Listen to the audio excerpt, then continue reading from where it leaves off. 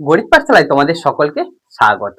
আজকে জানবো 6 দ্বারা বিভাজ্যতার নিয়ম। কোনো একটা সংখ্যা দেয়া থাকলে সেটা 6 দ্বারা ভাগ করা যাবে কি না যাবে না সেটা আমরা দেখেই বলে দিতে পারবো। সাপোজ একটা সংখ্যা আছে, তোমরা ধরে নাও 3, 5, 7, 9। আমরা প্রথমে চেক করব এই সংখ্যাটা 2 দ্বারা ভাগ করা যায় কি না যায় না। আমরা আগে দেখেছি 2 দ্বারা ভাগ করতে গেলে এককের অঙ্কটা দেখতে হয়। এককের অঙ্ক যদি 0, 2, 4, 6 অথবা 8 থাকে তাহলে সেই সংখ্যাটা 2 দ্বারা বিভাজ্য। এখানে দেখো এই সংখ্যাটা 2 দ্বারা বিভাজ্য হচ্ছে কি? হচ্ছে না। তাহলে এই সংখ্যাটা 6 দ্বারা ভাগ করা যাবে না। তাহলে আমরা 6 দ্বারা ভাগ করতে গেলে কি করতে হবে? 2 ও 3 উভয় দ্বারাই ভাগ যেতে হবে। তাহলে আমরা এমন একটা সংখ্যা ধরে নিই, মনে করো 3, 7, 2 আছে। এটা দেখো তো, এটা তাহলে কি হলো? 6 দ্বারা বিভাজ্য নয়। এটা বিভাজ্য নয়, 6 দ্বারা বিভাজ্য নয়। এখানে দেখো লাস্টের অঙ্কটা কত আছে?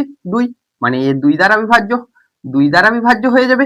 আবার একে যদি 3 দ্বারা বিভাজ্য কিনা দেখতে হয়, কি করতে হয়? অঙ্কগুলোর যোগফল নির্ণয় করতে হয়।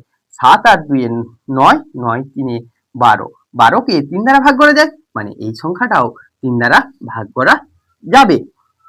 অর্থাৎ এই সংখ্যাটা কত দ্বারা ভাগ করা যাবে? 6 দ্বারা বিভাজ্য হবে, বিভাজ্য হবে। এখান থেকে আমরা কি জানলাম? 6 দ্বারা বিভাজ্য হতে গেলে বিভাজ্য তখন সম্ভব যদি সংখ্যাটি 2 ও 3 উভয় দ্বারা বিভাজ্য হয়, উভয় দ্বারা বিভাজ্য হয়, বিভাজ্য হয়। তাহলে তোমরা আশা করি এই কনসেপ্টটা মাথায় আসলো। রাধে রাধে।